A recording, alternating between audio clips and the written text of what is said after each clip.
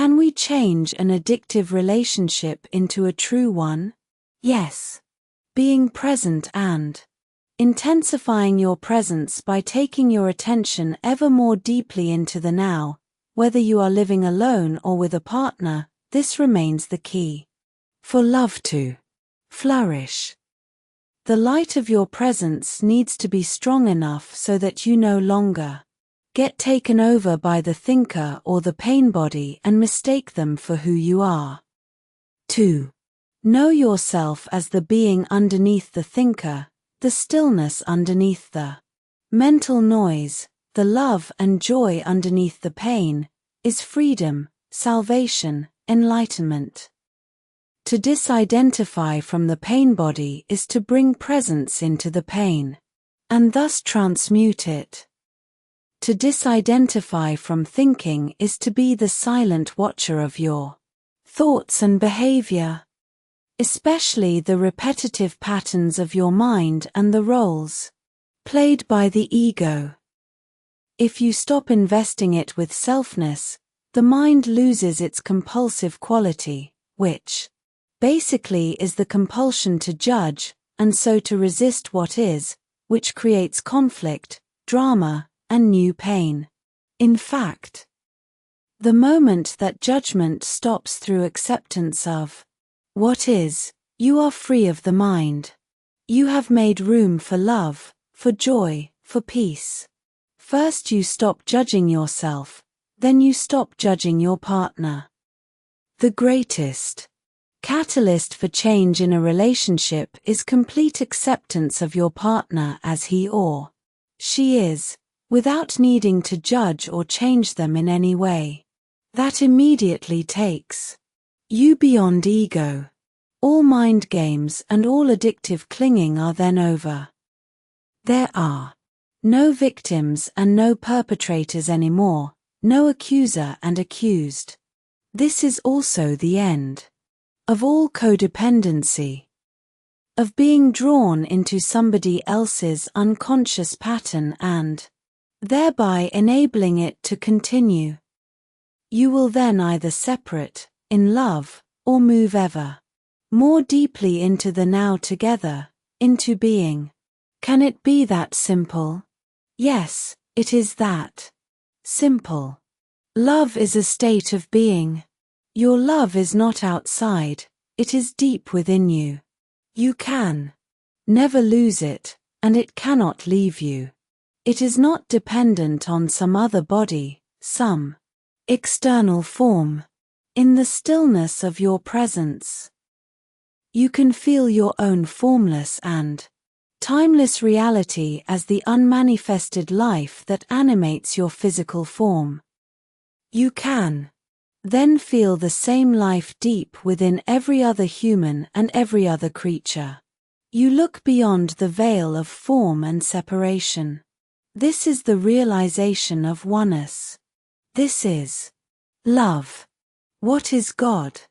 The eternal one life underneath all the forms of life. What is love? 2. Feel the presence of that one life deep within yourself and within all creatures. To be it. Therefore, all love is the love of God. Love is not selective, just as the light of the sun is not selective.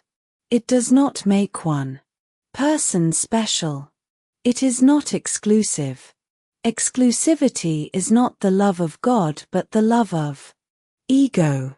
However, the intensity with which true love is felt can vary. There may be one person who reflects your love back to you more clearly and more intensely than others, and if that person feels the same toward you, it can be said that you are in a love relationship with him or her. The bond that connects you with that person is the same bond that connects you with the person sitting next to you on a bus, or with a bird, a tree, a flower. Only the degree of intensity with which it is felt differs.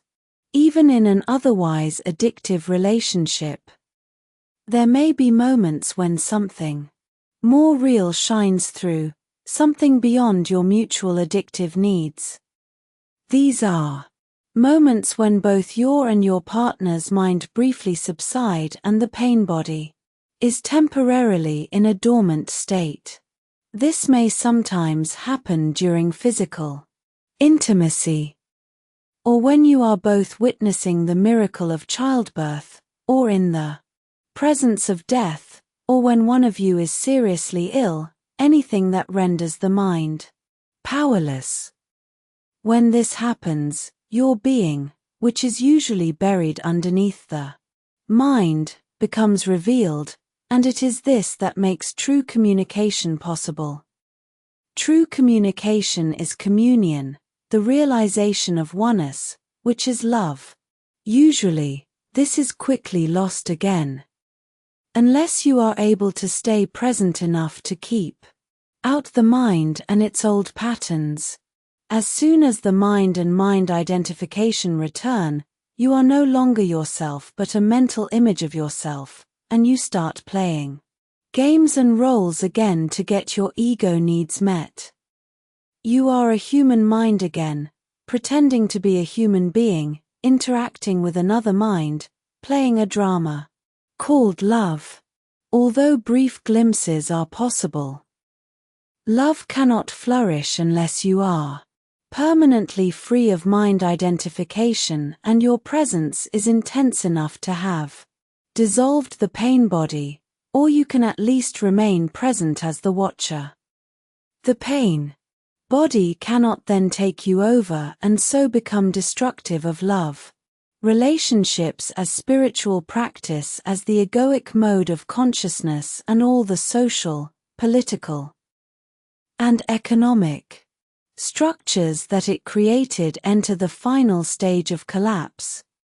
The relationships between men and women reflect the deep state of crisis in which humanity now finds itself.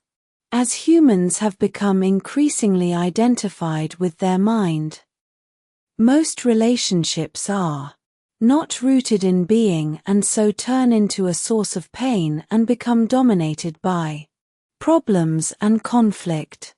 Millions are now living alone or as single parents, unable to establish an intimate relationship or unwilling to repeat the insane drama of past relationships. Others go from one relationship to another, from one pleasure and pain cycle to another, in search of the elusive goal of fulfillment through union with the opposite energy polarity. Still others compromise and continue to be together in a dysfunctional relationship in which negativity prevails, for the sake of the children or security, through force of habit, fear of being alone, or some other mutually beneficial arrangement, or even through the unconscious addiction to the excitement of emotional drama and pain. However, every crisis represents not only danger but also opportunity. If relationships energize and magnify egoic mind patterns and activate the pain body, as they do at this time, why not accept this fact rather than try to escape from it? Why not cooperate with it instead of avoiding relationships or continuing to pursue the phantom of an ideal partner as an answer to your problems or a means of feeling filled? The opportunity that is concealed within every crisis does not manifest until all the facts of any given situation are acknowledged and fully accepted. As long as you deny them, as long as you try to escape from them or wish that things were different, the window of opportunity does not open up, and you remain trapped inside that situation, which will remain the same or deteriorate further. With the acknowledgement and acceptance of the facts also comes a degree of freedom from them. For example, when you know there is disharmony and you hold that knowing, through your knowing a new factor has come in, and the disharmony cannot remain unchanged. When you know you are not at peace, your knowing creates a still space that surrounds your non-peace in a loving and tender embrace and then transmutes your non-peace into peace. As far as inner transformation is concerned, there is nothing you can do about it. You cannot transform yourself, and you certainly cannot transform your partner or anybody else. All you can do is create a space for transformation to happen, for grace and love to enter. So whenever your relationship is not working, whenever it brings out the madness in you and in your partner, be glad. What was unconscious is being brought up to the light. It is an opportunity for salvation. Every moment, hold the knowing of that moment, particularly of your inner state. If there is anger, know that there is anger. If there is jealousy, defensiveness, the urge to argue, the need to be right, an inner child demanding love and attention, or emotional pain of any kind, whatever it is, know the reality of that moment and hold the knowing. The relationship then becomes your sadhana, your spiritual practice. If you observe unconscious behavior in your partner, hold it in the loving embrace of your knowing so that you won't react. Unconsciousness and knowing cannot coexist for long. Even if the knowing is only in the other person and not in the one who is acting out the unconsciousness. The energy form that lies behind hostility and attack finds the presence of love absolutely intolerable. If you react at all to your partner's unconsciousness, you become unconscious yourself. But if you then remember to know your reaction, nothing is lost. Humanity is under great pressure to evolve because it is our only chance of survival as a race. This will affect every aspect of your life and close relationships in particular. Never before have relationships been as problematic and conflict-ridden as they are now. As you may have noticed, they are not here to make you happy or fulfilled. If you continue to pursue the goal of salvation through a relationship, you will be disillusioned again and again. But if you accept that the relationship is here to make you conscious instead of happy, then the relationship will offer you salvation. And you will be aligning yourself with the higher consciousness that wants to be born into this world. For those who hold on to the old patterns, there will be increasing pain, violence, confusion, and madness. Suppose that it takes two to make a relationship into a spiritual practice, as you suggest. For example, my partner is still acting out his old patterns of jealousy and control. I have pointed this out many times, but he is unable to see it. How many people does it take to make your life into a spiritual practice? Never mind. If your partner will not cooperate, sanity, consciousness, can only come into this world through you. You do not need to wait for the world to become sane, or for somebody else to become conscious, before you can be enlightened. You may wait forever. Do not accuse each other of being unconscious. The moment you start to argue, you have identified with a mental position and are now defending not only that position but also your sense of self. The ego is in charge. You have become unconscious. At times, it may be appropriate to point out certain aspects of your partner's behavior. If you are very alert, very present, you can do so without ego involvement, without blaming, accusing, or making the other wrong. When your partner behaves unconsciously, relinquish all judgment.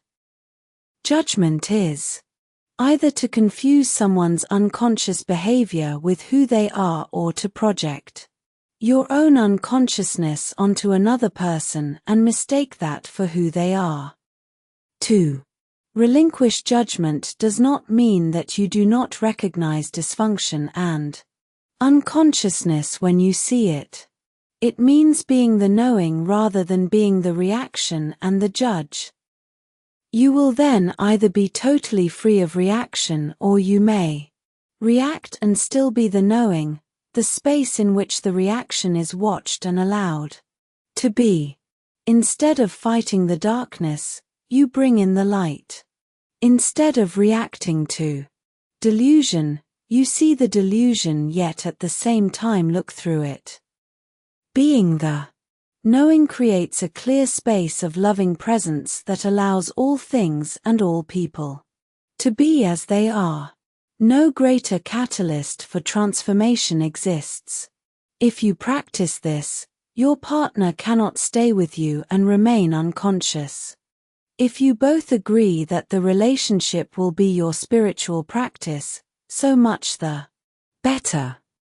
You can then express your thoughts and feelings to each other as soon as they occur, or as soon as a reaction comes up, so that you do not create a time gap in which an unexpressed or unacknowledged emotion or grievance can fester and grow.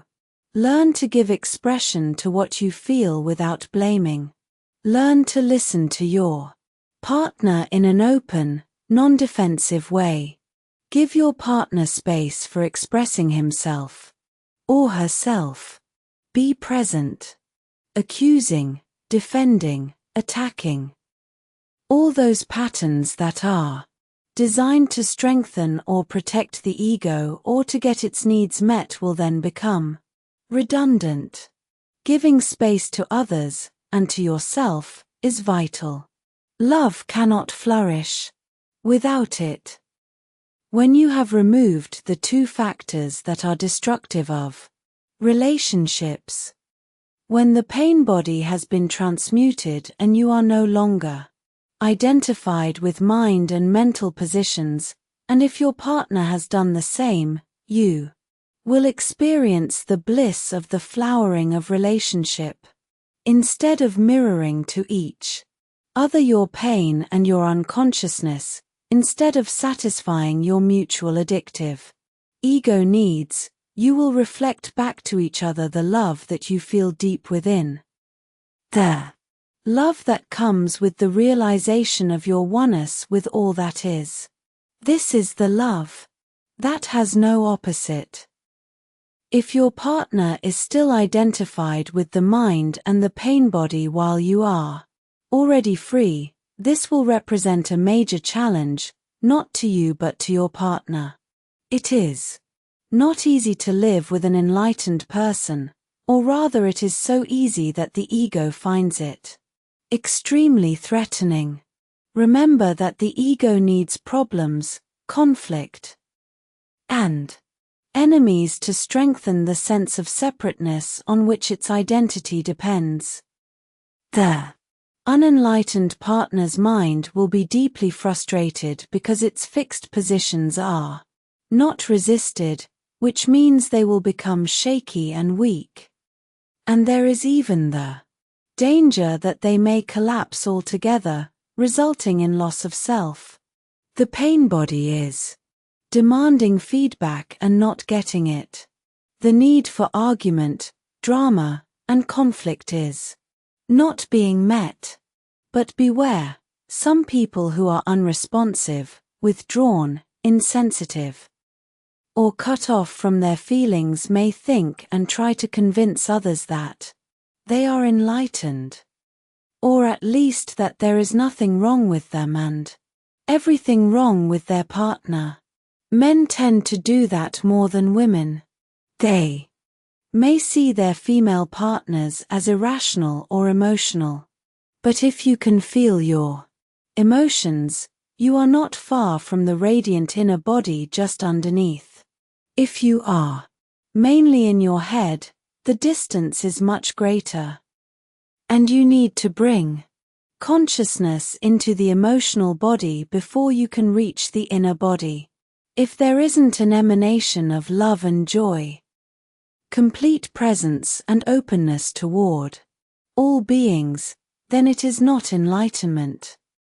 Another indicator is how a person behaves in difficult or challenging situations or when things go wrong.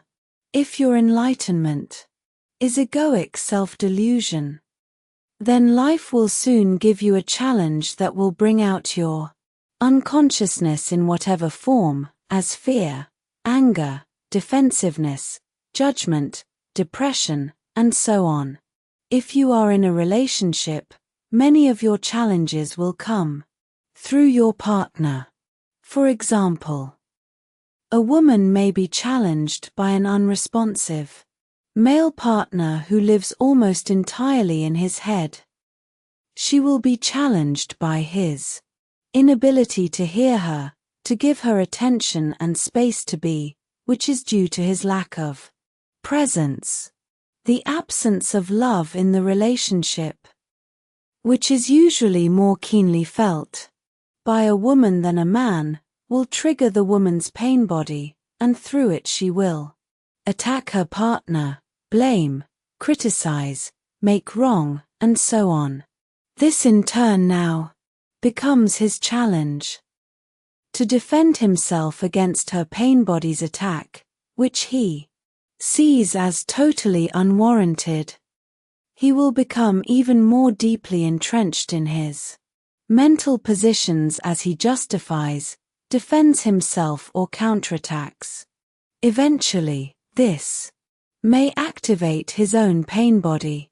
When both partners have thus been taken over, a level of deep unconsciousness has been reached, of emotional violence, savage attack, and counterattack.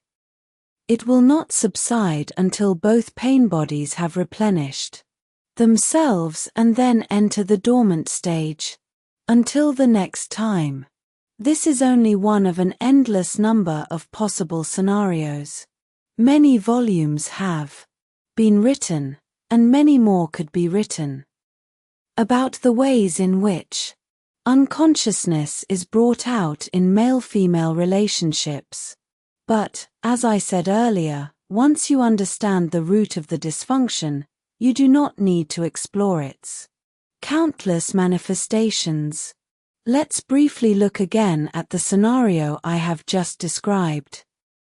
Every challenge that it contains is actually a disguised opportunity for salvation. At every stage of the unfolding dysfunctional process, freedom from unconsciousness is possible. For example, the woman's hostility could become a signal for the man to come out of his mind-identified state, awaken into the now, become present. Instead of becoming even more identified with his mind, even more unconscious. Instead of being the pain body, the woman could be the knowing that watches the emotional pain in herself, thus accessing the power of the now and initiating the transmutation of the pain. This would remove the compulsive and automatic outward projection of it. She could then express her feelings to her partner. There is no guarantee, of course, that he will listen. But it gives him a good chance to become present and certainly breaks the insane cycle of the involuntary acting out of old mind patterns. If the woman misses that opportunity, the man could watch his own mental emotional reaction to her pain, his own defensiveness, rather than being the reaction. He could then watch his own pain body being triggered and thus bring consciousness into his emotions. In this way, A clear and still space of pure awareness would come into being, the knowing, the silent witness, the watcher. This awareness does not deny the pain and yet is beyond it. It allows the pain to be and yet transmutes it at the same time. It accepts everything and transforms everything. A door would have opened up for her, through which she could easily join him in that space. If you are consistently or at least predominantly present in your relationship, this will be the greatest challenge for your partner. They will not be able to tolerate your presence for very long and stay unconscious. If they are ready, they will walk through the door that you opened for them and join you in that state. If they are not, you will separate like oil and water. The light is too painful for someone who wants to remain in darkness. Why women are closer to enlightenment? Are the obstacles to enlightenment the same for a man as for a woman? Yes, but the emphasis is different. Generally speaking, it is easier for a woman to feel and be in her body.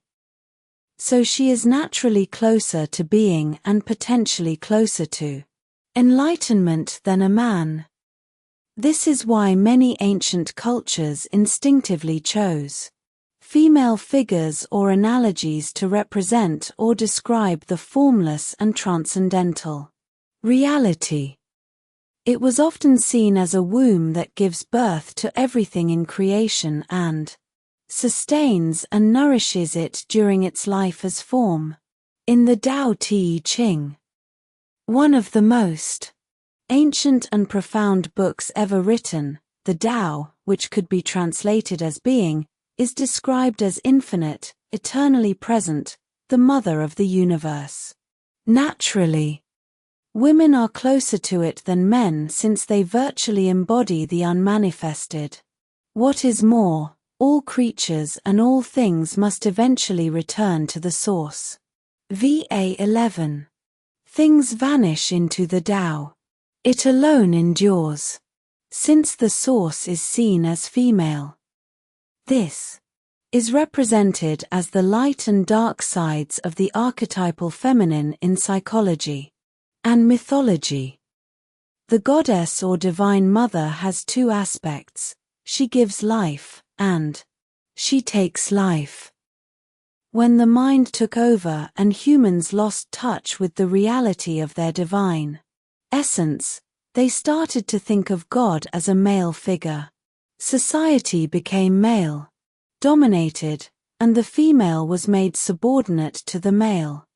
I am not suggesting a return to earlier female representations of the divine. Some people now use the term goddess instead of God. They are redressing a balance between male and female that was lost a long time ago, and that is good. But it is still a representation and a concept, perhaps temporarily useful, just as a map or a signpost is temporarily useful, but more a hindrance than a help when you are ready to realize the reality beyond all concepts and images. What does remain true, however, is that the energy frequency of the mind appears to be essentially male. The mind resists, fights for control, uses, manipulates, attacks, tries to grasp and possess, and so on. This is why the traditional God is a patriarchal, controlling authority figure. An often angry man who you should live in fear of, as the Old Testament suggests. This God is a projection of the human mind. To go beyond the mind and reconnect with the deeper reality of being, very different qualities are needed: surrender, non-judgment, an openness that allows life to be. Instead of resisting it, the capacity to hold all things in the loving embrace of your knowing. All these qualities are much more closely related to the female principle. Whereas mind energy is hard and rigid. Being energy is soft and yielding and yet infinitely more powerful than mind. The mind runs our civilization, whereas being is in charge of all life on our planet and beyond.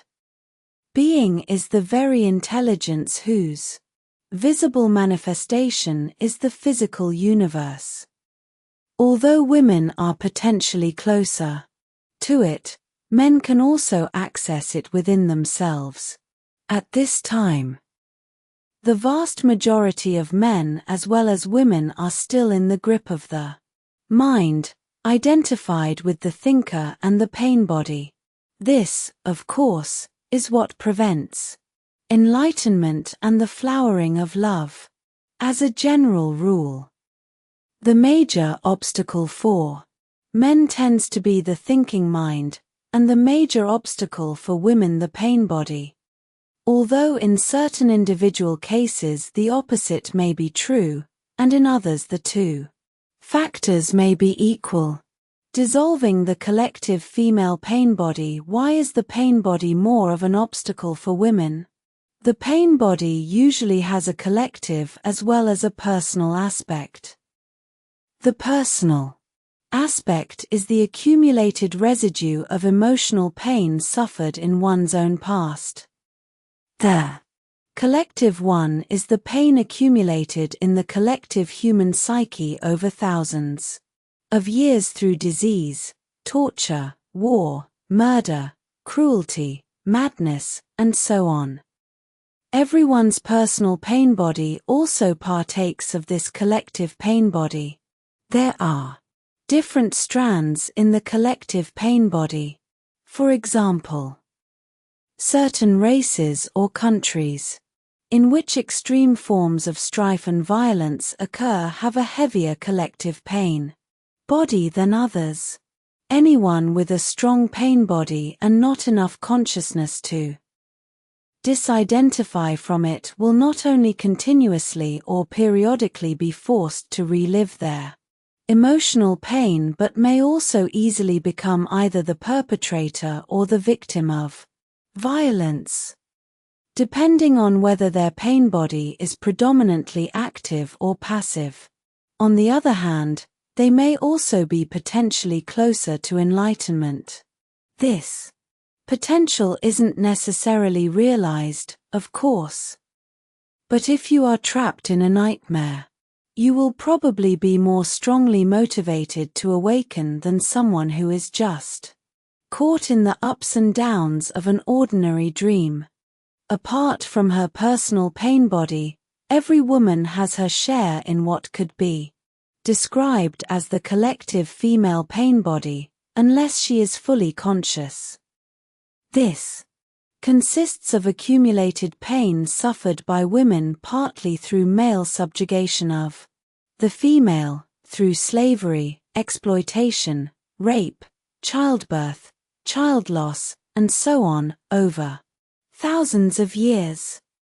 The emotional or physical pain that for many women precedes and coincides with the menstrual flow is the pain body in its collective aspect that awakens from its dormancy at that time, although it can be triggered at other times. 2. It restricts the free flow of life energy through the body, of which menstruation is a physical expression. Let's dwell on this for a moment and see how it can become an opportunity for enlightenment. Often a woman is taken over by the pain body at that time. It has an extremely powerful energetic charge that can easily pull you into unconscious identification with it. You are then actively possessed by an energy field that occupies your inner space and pretends to be you, but, of course, is not you at all. It speaks through you, acts through you, thinks through you.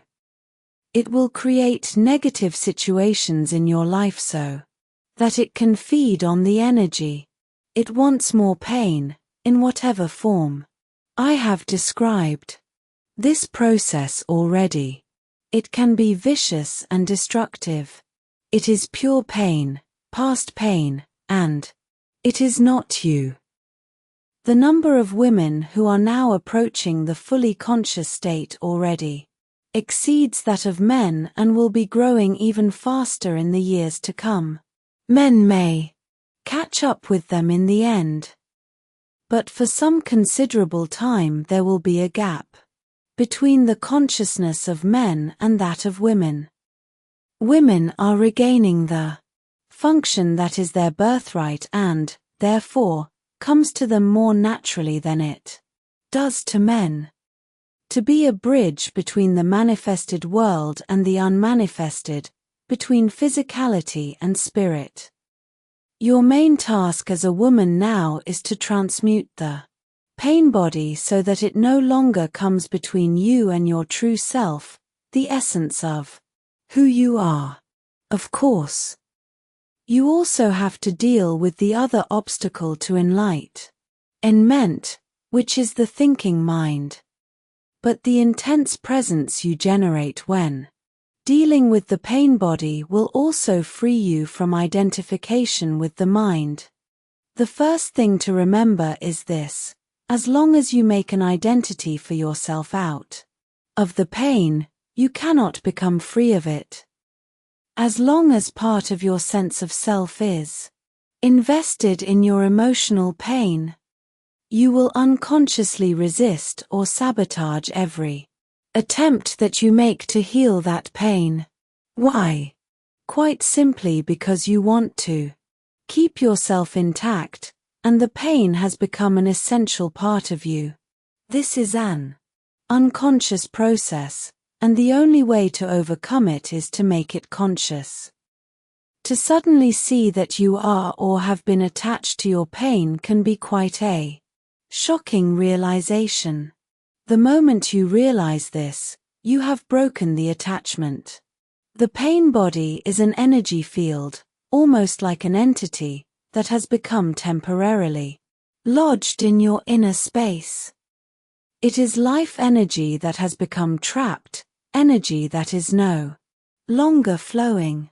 Of course, the pain body is there because of certain things that happened in the past. It is the living past in you, and if you identify with it, you identify with the past. A victim identity is the belief that the past is more powerful than the present, which is the opposite of the truth. It is the belief that other people and what they did to you are responsible for who you are now, for your emotional pain or your inability to be your true self. The truth is that the only power there is contained within this moment. It is the power of your presence. Once you know that, you also realize that you are responsible for your inner space now, nobody else is, and that the past cannot prevail against the power of the now. So identification prevents you from dealing with the pain body. Some women who are already conscious enough to have relinquished their victim identity on the personal level are still holding on to a collective victim identity. What men did to women. They are right, and they are also wrong. They are right inasmuch as the collective female pain body is in large part due to male violence inflicted on women, and repression of the female principle throughout the planet over millennia. They are wrong if they derive a sense of self from this fact and thereby keep themselves imprisoned in a collective victim identity. If a woman is still holding on to anger, resentment, or condemnation, she is holding on to her pain body. This may give her a comforting sense of identity, of solidarity with other women. But it is keeping her in bondage to the past and blocking full access to her essence and true power. If women exclude themselves from men, That fosters a sense of separation and therefore a strengthening of the ego. And the stronger the ego, the more distant you are from your true nature.